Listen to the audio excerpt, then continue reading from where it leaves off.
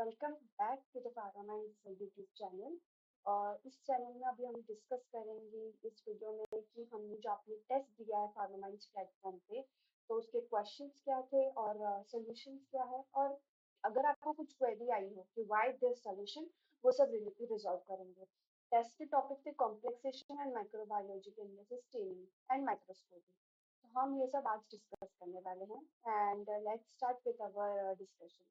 The first question was, when a complex contains constituents held together by weak forces of the donor acceptor type by hydrogen bonds called as. Now basically जब आप question पढ़ते हो तो उसमें important terms highlight कर सकते हो। तो इसमें important term is nothing but hydrogen bonding and donor acceptor type. बहुत ही सिंपल क्वेश्चन है।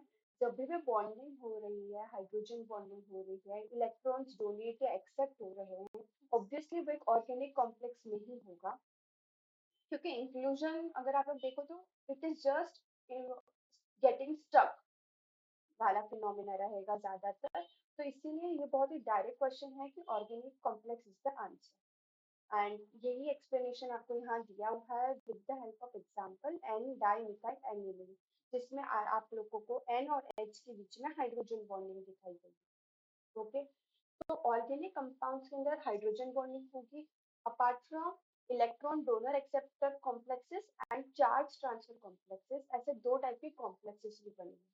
तो जब आप लोग इस तरीके के क्वेश्चन सॉल्व करो तो उनमें अगर आपको एक्स्ट्रा नॉलेज मिल रहा है, like what is London dispersion force, जो आपको यहाँ पे वर्ड दिख रहा है, अगर आपको ये न्यू लगता है तो जस्ट नोट इट डाउन कि वो क्या होता है। तो दैट इज फॉर स्टेबिलिटी। ठीक है, तो डोनर एक्सेप्टर टाइप के अंदर क्या होगा, चार्ज ट्रांसफर नहीं होगा, लेकिन इलेक्ट्रो डोनर एक्सेप्टर के अंदर चार्ज ट्रांसफर होगा। Equilibrium dialysis method is used for determining. तो बेसिकली इक्विलिब्रियम डायलिसिस मेथड ज्यादातर जो बड़े मॉलिक्यूल्स हैं उनको सेपरेट आउट करने की एबिलिटी रखता है। तो जब प्रोटीन बाइंडेड ड्रग्स है तो प्रोटीन हमारी बॉडी का प्लस ड्रग एक ऑलरेडी बड़ा कंपाउंड बन गया है, और कॉम्प्लेक्स कंपाउंड तो बड़े कंपाउंड होते ही हैं। तो आप लोग इसमें ये भी गेस कर सकते हो कि obviously the answer is both. ठीक है, इसके अलावा अगर हमें इक्विलिब्रियम डायलिसिस मेथड के बारे में जानना हो, उसकी एप्लीकेशन के बारे में, तो इट इज फॉर स्टाइक्योमेट्री, कि कंपाउंड का सिमेट्रिकल डिस्ट्रीब्यूशन हो। बाइंडिंग कैरेक्टरिस्टिक डिसाइड करेगा वो प्रोटीन मॉलिक्यूल्स की। और इसके अलावा ये क्या है, बहुत ही सिंपल है मेथड है ज्यादा, पर हम लोगों के लिए एडवांटेजेस है क्योंकि physical separation is not required. Complex का physical separation is not required. One of the following is a multidentate. Now इस क्वेश्चन से बच्चे अक्सर मल्टीडेंटेड पढ़ के ईडीटीए टिक कर देते हैं, क्वेश्चन ये नहीं पढ़ते कि इसमें नॉट है। तो इसका मतलब है कि यहाँ इस चारों ऑप्शन में से तीन मल्टीडेंटेड होंगे और एक यूनिडेंटेड होगा। तो बेसिकली ईडीटीए 6 है हेक्साडेंटेड, डाइमिथाइल डायाडेंटेड या बाइडेंटेड, 110 फिनेंथ्रोन भी is bidentate, only ammonia is unidentate. तो आंसर इज ए। ओके, तो हियर इज एन एक्सप्लेनेशन। और आप अगर सीवीएस सुब्रमण्यम बुक रिफर कर रहे हो तो उसमें से ये क्वेश्चंस उठाए गए हैं। तो मल्टीडेंटेड लिगेंड वो होते हैं जिनके पास 2 और more डोनर एटम्स होते हैं, और NH3 के पास ऐसा नहीं है, it only has nitrogen. Okay, तो यहाँ पे आप लोगों को एक्सप्लेनेशन में क्लियरली लिखा है कि व्हाई इट इज मोनोडेंटेड या unidentate. Organic molecular complexes are. अब ये बहुत ही डायरेक्ट क्वेश्चन है, सीधा क्लासिफिकेशन में से उठाया गया है। यस, कोलोजी के अलावा इंजीनियरिंग वगैरह सब्जेक्ट्स के अंदर भी काफी सारे क्लासिफिकेशन दिए हुए हैं। तो वैसे मेटल कॉम्प्लेक्सेस क्या है, ऑर्गेनिक मॉलिक्यूलर कॉम्प्लेक्सेस क्या, इंक्लूजन कॉम्प्लेक्सेस क्या है। तो इसका answer all of the above है। सिर्फ क्लासिफिकेशन अगर आपने अच्छे से एक दो बार भी देखा होगा तो आपको इसका आंसर 100% आएगा और 4 मार्क्स मिल जाएंगे। वही अब अगर आपको ऑर्गेनिक मॉलिक्यूलर कॉम्प्लेक्सेस का पूछा है, अगर अगले टेस्ट में इंक्लूजन कॉम्प्लेक्सेस का पूछे तो आपको आना चाहिए with at least one common examples. Okay, in coordinated complexes what is the function of a ligand. Ligand क्या करता है? बेसिकली लिगेंड का काम है डोनेट डोनेट इलेक्ट्रॉन्स। ठीक है, तो एक्सेप्ट तो आएगा ही नहीं।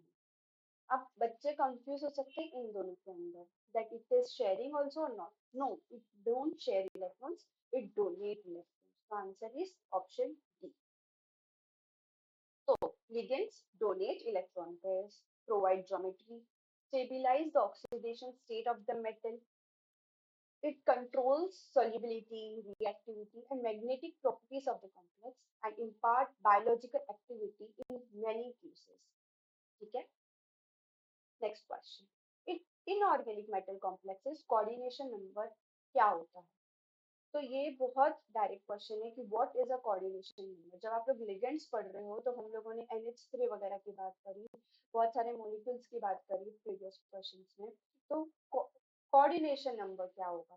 तो अगर हम लोग डिटेल में देखें तो coordination number number of donor atoms that are directly bounded to central metal atom. एक सेंट्रल मेटल एटम है,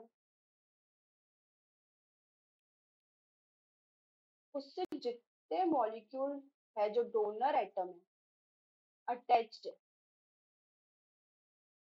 डोनर एटम जितने भी अटैच्ड है, दैट विल डिटरमाइन कि उसका कोऑर्डिनेशन नंबर कितना है। तो बेसिकली इसका आंसर अगर आप लोग अच्छे से देखो तो answer is C, because non-ionic bonds that a metal can form with its ligands, donor atoms. Okay, so it is non-ionic bond. What is the nature of drug which mostly bind to human serum albumin? Human serum albumin को किस type की drugs bind करती है? तो it is HAA type of drugs. Why HAA type of drugs? See, hydrophobic, H for hydrophobic, A for aromatic, and A for acidic. तो HAA type of drugs human serum albumin को bind करती है। तो अपना answer आएगा acidic A. Okay, next, which of the following is categorized as chelate? सो बहुत ही अगर आपको कंफ्यूजन भी लग रहा हो, लेकिन जब आप लोग बायोकेमिस्ट्री भी पढ़ते हो तो आप लोग हीमोग्लोबिन के बारे में पढ़ते हो और उसमें चिलेट्स पढ़े, तो सारे सब्जेक्ट एक दूसरे से इंटररिलेटेड है। तो अगर आप लोग कंफ्यूज हो तो दूसरे सब्जेक्ट का नॉलेज भी इम्प्लाई कर सकते हो। तो बेसिकली यहाँ पे आंसर हीमोग्लोबिन है और यहाँ पे दूसरे दूसरे चीजों के बारे में भी इंफॉर्मेशन दिया कि what are sequestering agents, what are ligands, what are chelates, इन सब के बारे में एक्सप्लेनेशन दी गई है। टेस्ट के टाइम पे जब आप लोग चेक करते हो तो इट इज वेरी इंपॉर्टेंट कि हर न्यू इन्फॉर्मेशन को नोट डाउन करो और दिमाग में रजिस्टर करो। ठीक है, तो अगेन एक और एग्जांपल अगर आप यहाँ पे क्लोरोफिल इज अ सिक्वेस्टरिंग एजेंट, तो इस तरीके से आप लोग रिवाइज कर सकते हो with your test. Which of the following is an indicator used in complexometric titration? अब आप लोगों ने जब इनऑर्गेनिक केमिस्ट्री में टाइट्रेशंस परफॉर्म करे होंगे लेबोरेटरीज में, तो आप लोगों ने ईओसिन, म्यूरॉक्साइड, क्रिस्टल वायलेट वगैरह इंडिकेटर्स यूज किए होंगे। तो इनमें से कौन है जिनकी कॉम्प्लेक्सिंग एबिलिटी है? इनऑर्गेनिक केमिस्ट्री में काफी अपने को डायरेक्ट रिमेम्बर करना पड़ता है। मुझे तो आंसर म्यूरॉक्साइड लग रहा है, आप लोगों को क्या लग रहा है कमेंट करो। ठीक है, तो अब मैं जाती हूँ हमारे सॉल्यूशन की तरफ। Basically murexide is the right answer. Yes, correct, murexide is the right answer and it complexes with calcium to give pink colour. तो अगर हमें कैल्शियम का डिटर्मिनेशन करना है हमारे सॉल्यूशन में तो वी विल यूज म्यूरॉक्साइड। ठीक है, then we have other indicators as well like thiochrome black T. ये दो बहुत ही फेमस है, तो एटलीस्ट ये दोनों तो अपने को पता होनी ही चाहिए। Okay, identify the coordination sphere of the following conform. Basically coordination sphere central metal atom के अक्रॉस बनता है। तो यहाँ पे Fe से कितने मेटल्स, कितने मॉलिक्यूल्स जुड़े हुए हैं? 6, राइट। Fe से 6 CN जुड़े हुए हैं। तो हमारा आंसर क्या होएगा? कोऑर्डिनेशन स्फीयर क्या है पहले वो भी हम देखेंगे। तो आंसर इज सी, बिकॉज ये ही हमारा सेंट्रल मेटल एटम फॉर्म हो रहा है, इसको मॉलिक्यूल्स मिलेंगे। तो in the compound coordination sphere is central metal atom and molecules directly bonded to. ठीक है, तो हमारा सेंट्रल मेटल एटम क्या है? आयरन, एज डिस्कस, और उसका लिगेंड कौन है यहाँ पे? साइनाइड। कोऑर्डिनेशन नंबर क्या हुआ? 6। ठीक है, तो ये एक कॉम्प्लेक्स बॉन्ड है। ठीक है, और उसको बैलेंस कौन कर रहा है? K plus. ये जो इसका क्या रोल है? बैलेंस करने का। क्योंकि what it will do, 4 cations देगा वो, ताकि चार्ज बैलेंस रहे। ठीक है, अब आ रहे हैं माइक्रोबायोलॉजी पे। बहुत ही सिंपल सिंपल क्वेश्चंस हैं। केस स्टडी टाइप का question. A specimen obtained from a patient CSF cultured in specialized media for about 5 weeks showed the presence of bent rods and tested positive with gel nails and reagent. इसमें सब कुछ इतना important है नहीं, most important यहाँ पे अपने को समझने के लिए है जेल नेल्सन रिएजेंट। तो जेल नेल्सन रिएजेंट होता है एसिड फास्ट बैक्टीरिया के लिए, और एसिड फास्ट बैक्टीरिया में बहुत कम एग्जाम्पल है, like nocardia, Mycobacterium tuberculosis, Mycobacterium leprae. और हमारे पास एक ही ऑप्शन है यहाँ पे, माइकोबैक्टीरियम ट्यूबरकुलोसिस। तो हमारा आंसर है Mycobacterium tuberculosis, because the specimen है that tested positive for Zell-Nelson staining. Yes. और Zell-Nelson staining क्यों की जाती है एसिड फास्ट के लिए? Because of high lipid content, जो हमने लेक्चर्स में पढ़ा था अच्छे से, पूरा staining procedure. Cell wall of gram positive bacteria, उसकी कैरेक्टरिस्टिक्स क्या है? क्या उसके पास प्रोटीन की कमी है, कार्बोहाइड्रेट की कमी है, टेकोइक एसिड की कमी है, लिपिड की कमी है? तो हम मेरे हिसाब से इसका आंसर टेकोइक एसिड की कमी है, बिकॉज लिपिड तो उसके पास होता है। तो answer is teichoic acid. Yes, because teichoic acid इसमें प्रेजेंट होता है, ग्राम पॉजिटिव में प्रेजेंट होता है। जब आप लोग सेल वॉल कैरेक्टरिस्टिक्स पे देखोगे तो आपको पता चलेगा कि ग्राम नेगेटिव के पास पेप्टिडोग्लाइकन लेयर होती है थिन, और लिपिड्स अच्छे होते हैं, लिपोपॉलीसेकेराइड लेयर थिक होती है। ठीक है, a principal structural component of gram positive bacteria is made up of।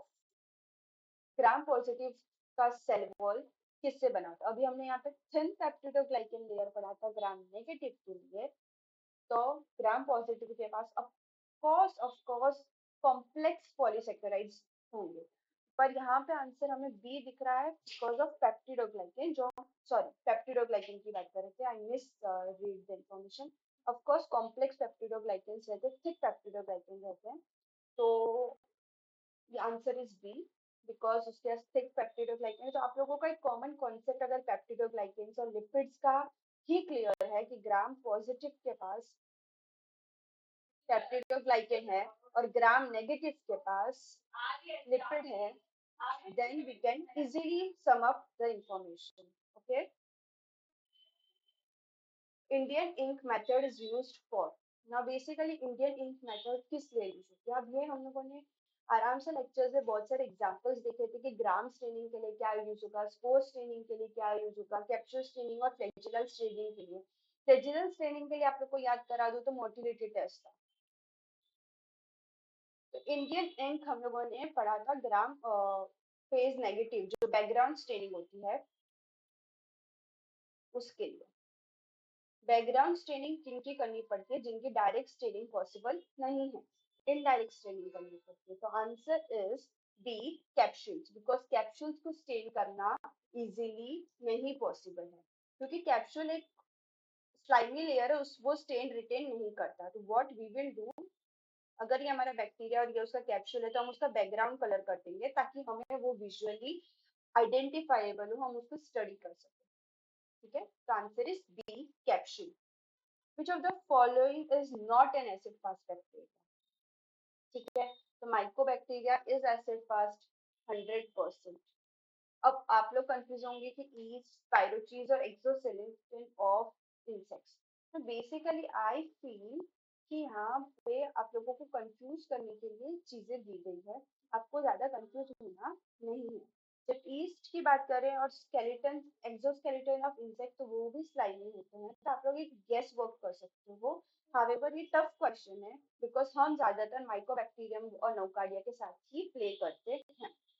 sorry, acid fast death microbes are resist decolorization because of that gram staining। तो हम लोग उसको करेंगे जेल एंड स्टेनिंग के साथ स्टेन, क्योंकि उनके पास माइकोलिक एसिड का कंटेंट होता है। ठीक है, तो अगर आप लोगों को ऑप्शन में बेसिकली नोकार्डिया, मेनिंजाइटिस, ये सब स्पीशीज आते तो इजी ज्यादा होता। ठीक है, but answer is C, spirochetes here.